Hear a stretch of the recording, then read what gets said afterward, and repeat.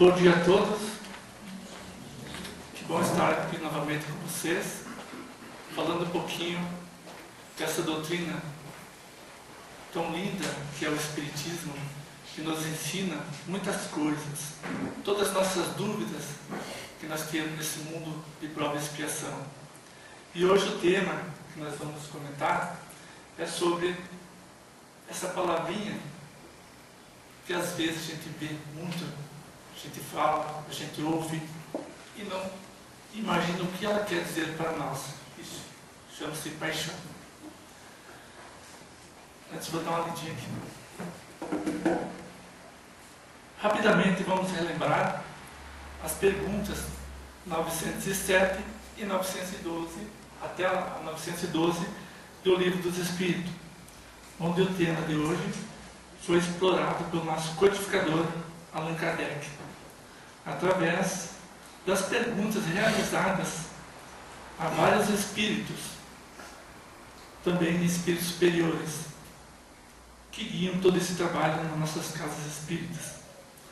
Para os amigos que gostam de referências bibliográficas, gostaríamos de ressaltar a leitura do capítulo 17 do Evangelho segundo o Espírito, que nosso irmão acabou de ler,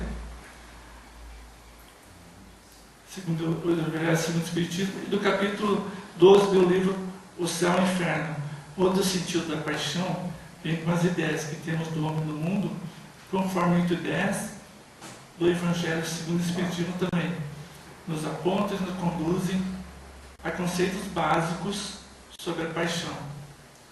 Meus amigos, desde muito tempo atrás, me intrigava muito em ouvir falar sobre essa palavra paixão. A paixão de Cristo. Acho que todos nós acompanhamos, comemoramos a paixão de Cristo. Me intrigava também para saber o que quer dizer a paixão de Cristo. Será que é estar apaixonado?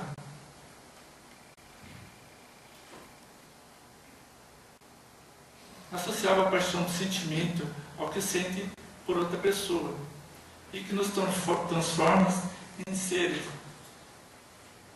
ou que sente por outra pessoa e que nos transforma em seres apaixonados. Mas a de Cristo era outra paixão, era de dor, era cruz, era morte, e que também nos trouxe tanto exemplo de amor e de caridade e benevolência. E que o Espírito elevado que ele era, e Filho de Deus, já sabia sua missão nesse mundo de prova e expiação. Jesus Cristo sentiu em espírito todas as lanças das paixões inferiores e respondeu com o bálsamo das superiores. Ao ódio dos fariseus, respondeu com perdão. A calúnia, ao sofrimento, na carne, retribuiu pedindo a Deus que fosse feita a sua vontade, e não a dele, um supremo e derradeiro ato de dignidade e evolução espiritual. Também para nós entender o que quer dizer essa palavrinha paixão, eu procurei também pesquisar naquele livrinho que todos nós conhecemos, que é o dicionário, né? E lá encontrei. Paixão está lá. É um sentimento excessivo, mas também está lá. É um entusiasmo. A paixão está no excesso de que se acresceu a vontade. Portanto, é necessário ao homem, a fim que ele possa realizar grandes coisas.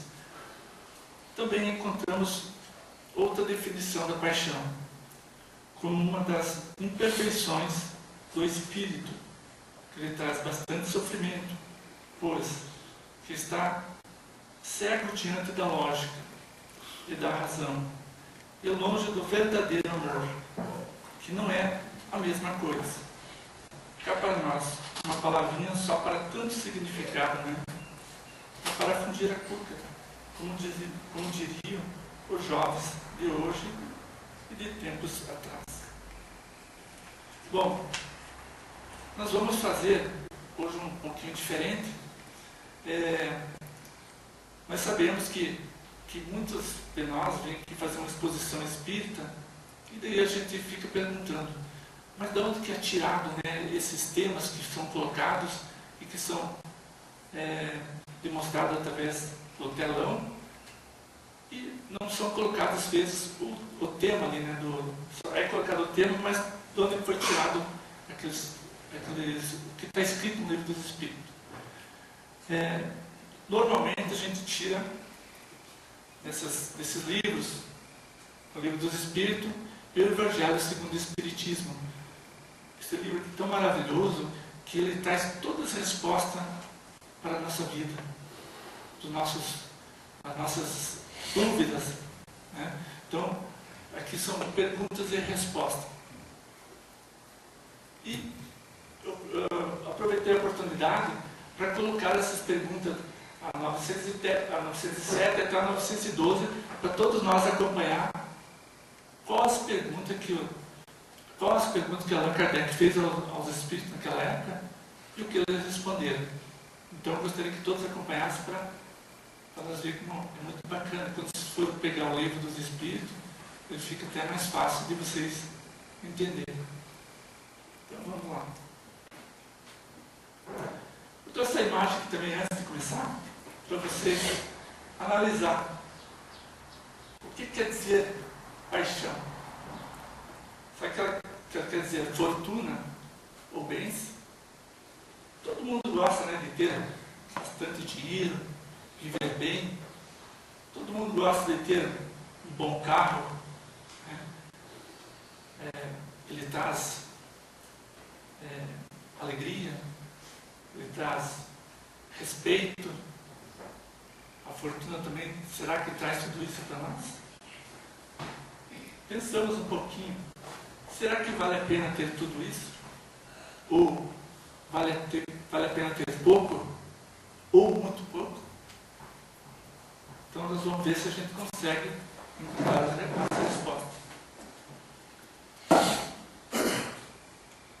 Então, a pergunta, que é a 907, ele diz: será substancialmente mal o princípio originário das paixões, embora esteja na natureza? É a resposta dos espíritos para Allan Kardec. Ele diz: não. A paixão está no excesso que se acresceu à vontade, visto que o princípio que lhe dá origem, foi posto no homem para o bem, tanto que as paixões podem levá-lo a realizações de grandes coisas.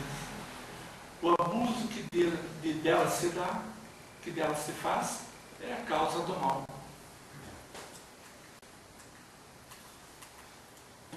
Então, começando muito bem, né, as respostas dos espíritos. Imagine, há muito tempo atrás eles já davam essa resposta. E hoje a gente não compreende. A gente quer sempre ter mais, né? Então a gente pensa assim: que maravilha, né? Essa resposta dos espíritos, Allan Kardec. O nosso corpo é um complexo concebido para manifestar as possibilidades do ser espiritual.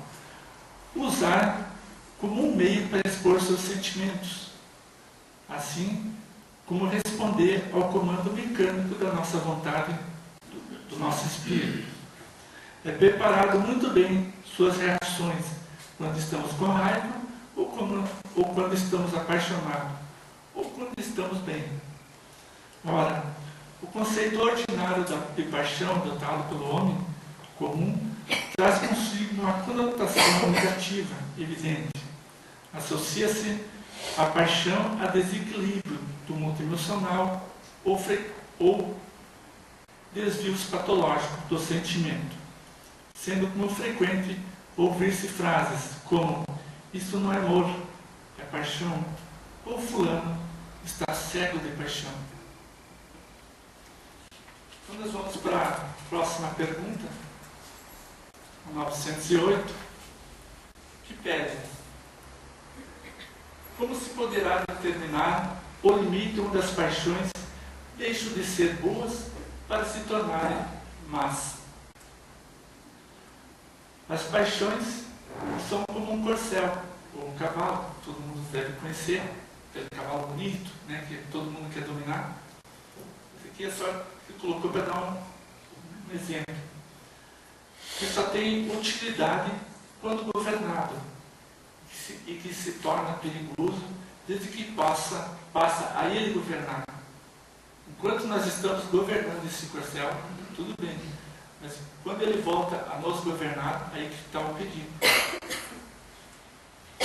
Uma paixão se torna perigosa a partir do momento em que deixais de poder governar e que dá em resultado um prejuízo qualquer para vós mesmo ou para outra pessoa. Ele pode prejudicar. As paixões são alavancas que duplicam ou aumentam as forças do homem e o auxiliam na execução dos desígnios da providência. Mas se, em vez de as dirigir, deixa que elas o dirijam, cai o homem nos excessos e a própria força que, manejada pelas suas mãos, poderia produzir o bem. Contra ele se volta e o esmaga. Todas as paixões têm seu princípio num sentimento ou numa necessidade natural. O princípio das paixões não é assim o mal, pois que assenta numa das condições providenciais da nossa existência. Que já está dentro de nós, ele veio com nós esse sentimento. A paixão propriamente dita é a exageração de uma necessidade ou de um sentimento. Continuando a resposta do Espírito, está no excesso e não na causa. E esse excesso se torna um mal quando tem como consequência um mal qualquer. Toda paixão que aproxima o homem da natureza animal afasta-o da natureza espiritual. Todo sentimento que eleva o homem acima da natureza animal denota predominância do espírito sobre a matéria e o aproxima da perfeição. A gente sabe que existem muitas pessoas assim, com espírito bom, né, que sabem dominar essas paixões, né, que vem dentro de si. E daí a gente continua no 909.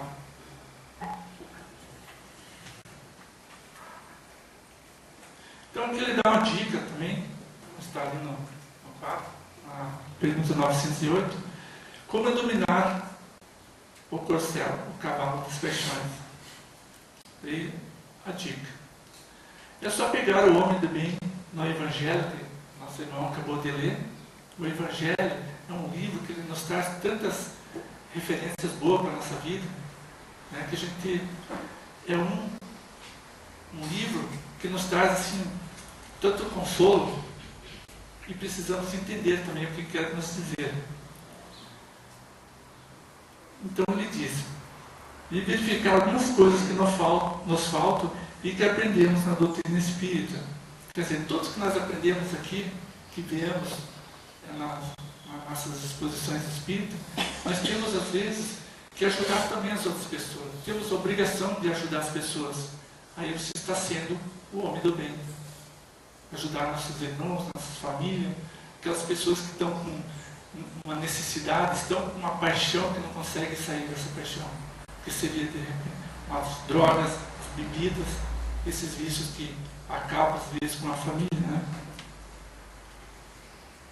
Outra dica também é, todo dia, quando você vai deitado, descansar o corpo físico, examinar o que você fez naquele dia.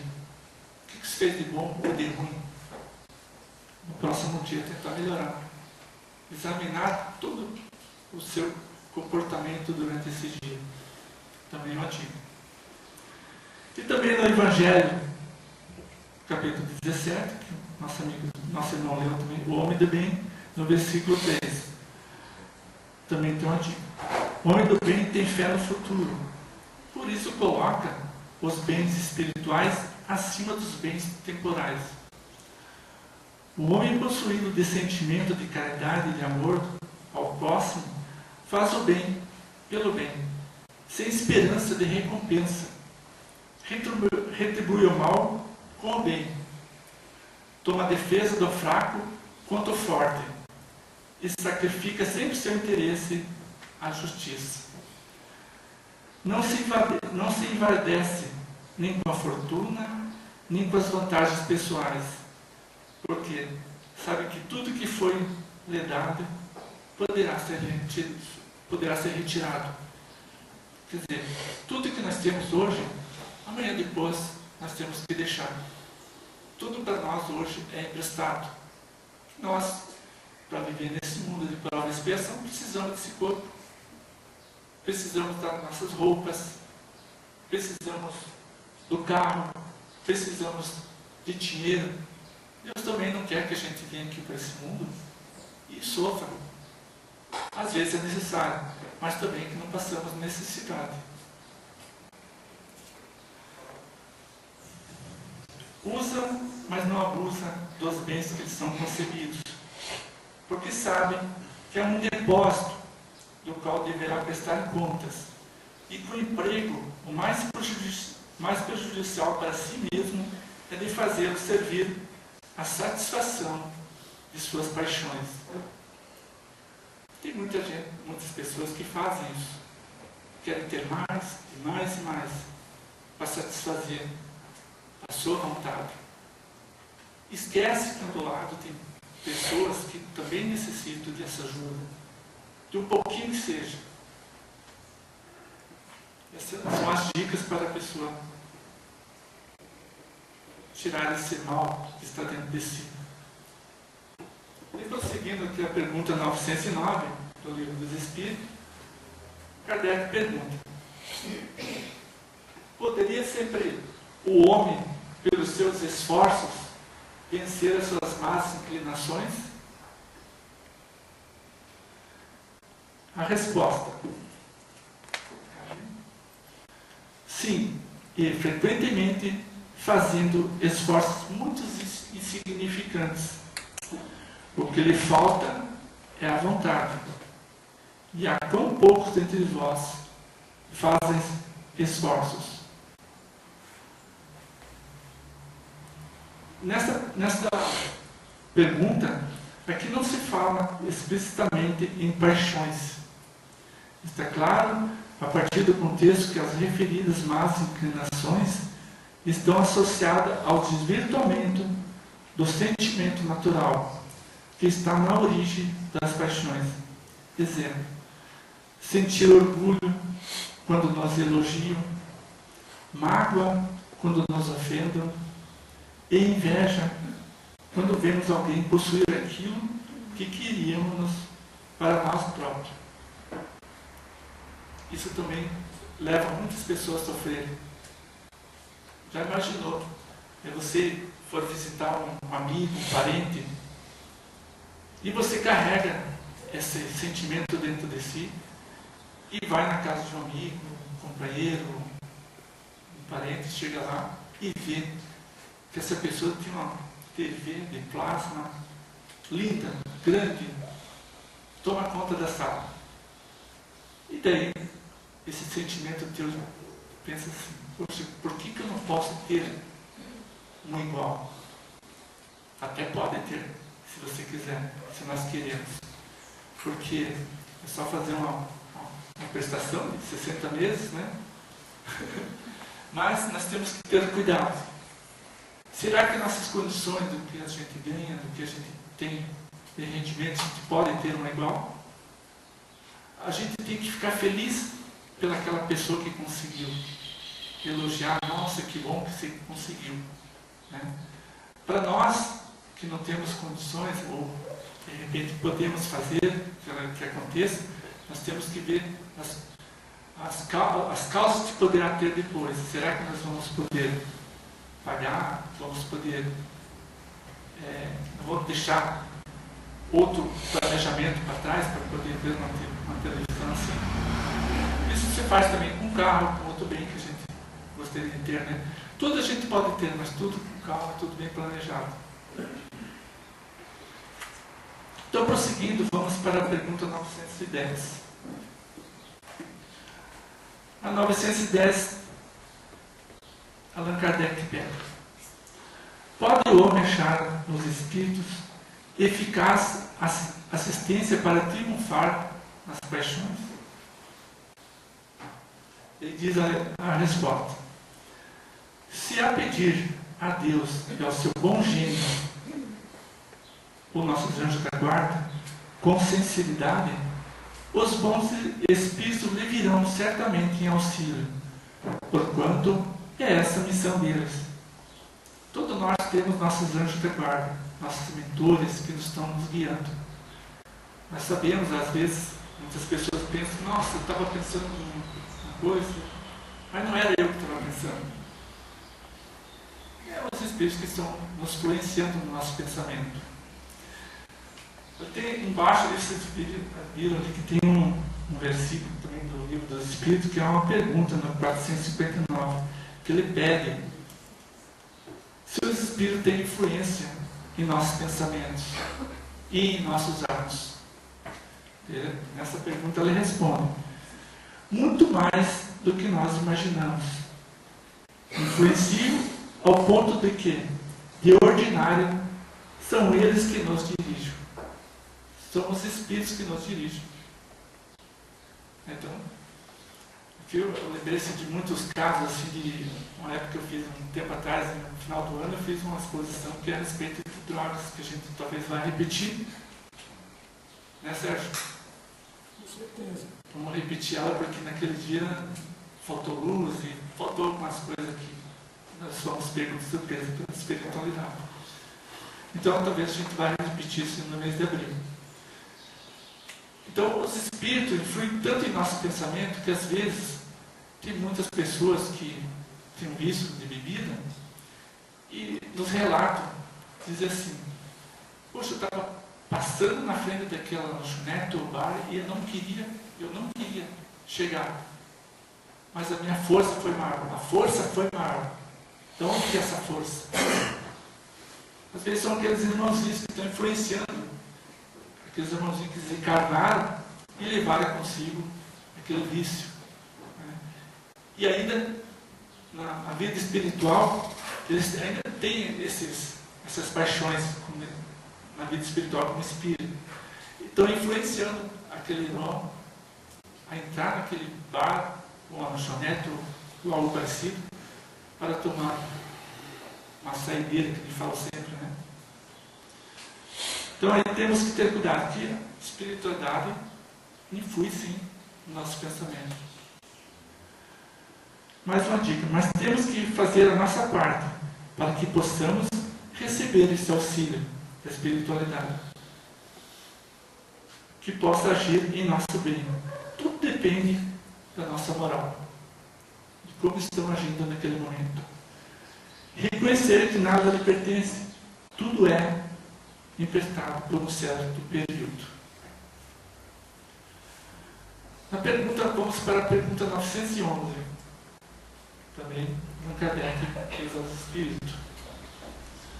Não haverá paixões tão vivas e irresistíveis que a vontade seja impotente para dominá-las? Há muitas pessoas que dizem: querem, eu quero, né? Mas a vontade só está nos lábios. Querem, porém muito satisfeita, ficam que não seja como querem. Quando o homem crê que não pode vencer as suas paixões, é que o seu espírito se compraz nelas, e em consequência da sua inferioridade. Compreende a sua natureza espiritual. Aquele que as procura reprimir, vencê-las é, para ele, uma vitória do espírito sobre a matéria. Aqui a gente já fala também que nós comentamos a respeito dos vícios, das drogas, né? Nós temos que vencer, depende tudo de nós.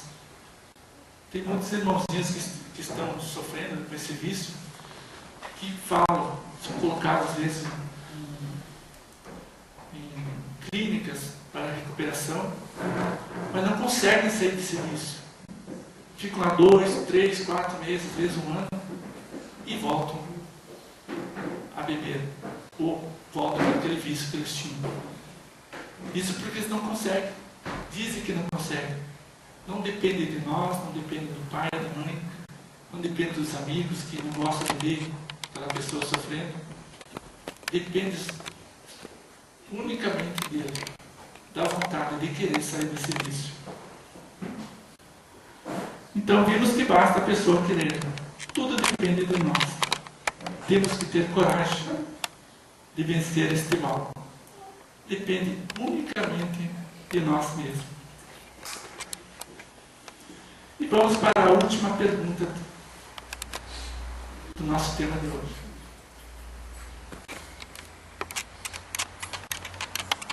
Qual o meio mais eficiente de combater-se o predomínio da natureza corpórea? Praticar a abnegação de si mesmo. Como que se faz para praticar a abnegação de si mesmo? Praticando o bem e colocando em Deus toda a vossa confiança. Só assim repelará a influência, a ação dos espíritos inferiores, que vos suscitam o pensamento, que sopram a discórdia entre vós e que vos influem nas paixões más. Peça ajuda a Deus através da oração. Deus nunca vai negar um filho. Aquela que já conhecemos e que Jesus nos ensinou. Senhor, não nos deixe cair em tentação, mas livre-nos do mal. Isso todos conhecem, né? Só queria dar um exemplo. A gente não quer, com esse tema, dizer que a gente não pode, tem que ter cuidado. Todos temos que passar por esse sentimento que é a paixão. Às vezes a gente quer mudar alguma coisa na nossa vida e começa a imaginar se vai dar certo ou não. E às vezes não temos coragem. Mas criamos coragem e vamos fazer aquilo que Deus e os Espíritos bons estão colocando na nossa mente. Esses dias atrás, vou dar o que aconteceu comigo esses dias. Eu fui num estabelecimento, aí no mercado, e daí, conversando com um menino lá que foi levar as compras no carro, eu estava com a minha namorada. Daí ele pediu: nossa, essa é a sua namorada? Eu falei para ele: sim, é minha namorada. Ele disse: nossa, que bonita. Eu: obrigado. E a gente conversa bastante. Daí eu pedi para ele se ele tinha namorado. Ele falou: eu tenho, ela é bonita também. Nossa, eu gosto dela, sou apaixonado por ela. Deus falou assim: mas eu conheço ela, será? Será que eu conheço ela? Você podia apresentar um dia ela para nós? Ele disse: eu acho que você conhece. Mas é que ela não sabe que eu estou namorando com ela. Eu fiquei pensando: nossa, que coisa. Eu pedi: por que você não falou para ela que você gosta dela, que está apaixonado? Ele disse: sim, mas eu não tenho coragem, eu tenho medo dele vão, não. Se imagina. Então isso acontece com muitos. Né? É um exemplo que acontece com nós. Às vezes a gente não tem coragem de tomar uma atitude, né? De chegar, né? Fazer aquilo que você imagina. Quando você está imaginando alguma coisa, o universo está a seu favor. Ele traz tudo que você consegue. É só você querer. Para nós terminarmos esse tema de hoje,